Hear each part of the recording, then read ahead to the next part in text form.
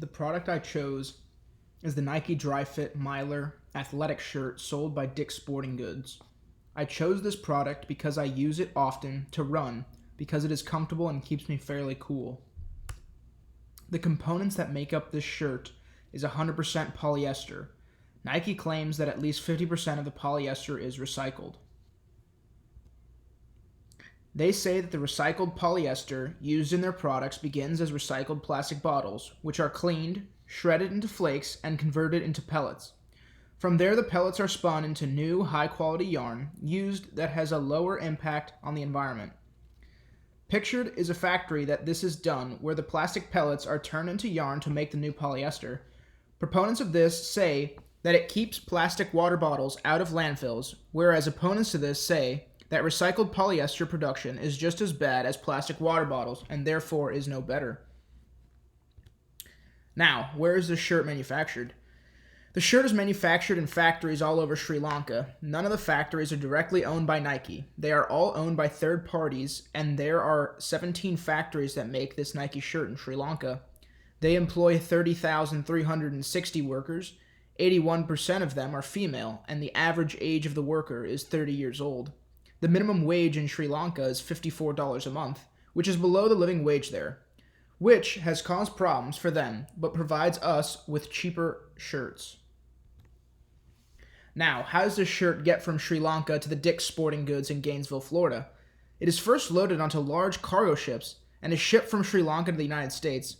Once it arrives in the United States, it is loaded on trucks which take the clothes to a Nike distribution center in Memphis, Tennessee. From there, they are loaded onto other trucks that take the clothes to a Dick's distribution center in Atlanta, Georgia. And from the Dick's distribution center in Atlanta, Georgia, they are loaded onto another set of trucks and are shipped to a Dick's Sporting Goods store in Gainesville, Florida. So, it's arrived in Gainesville and the store sells it for approximately $35, and the person that is selling it makes about $9 an hour. This has an impact on their life because they are employed and they make money. But it is not a lot of money and could cause problems if it is their career path. But the shirt does provide many jobs, even if some of them are fairly low paying, which includes the jobs in Sri Lanka, all the distribution centers, and the shipping jobs, whether they be on cargo ships or trucks, and they also provide retail jobs. Now for the policy implications of these Nike athletic shirts. I could not find the exact tariff that Nike shirts are subjected to when they enter the United States. But I did find a government website that said that we have a very good trade relationship with Sri Lanka, and therefore the tariff is fairly low. With globalization, tariffs are an important part of global policies, and the government could choose to lower or raise the said tariff depending on the trade policy they hope to pursue.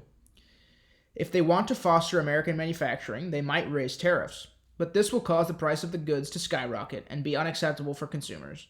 I know that there is a large push to increase wages for garment workers in other countries, and this will also affect U.S. consumers.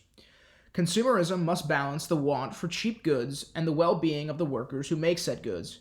Certain politicians want to raise the minimum wage in the United States, which would affect the Dick's employees mentioned in the presentation.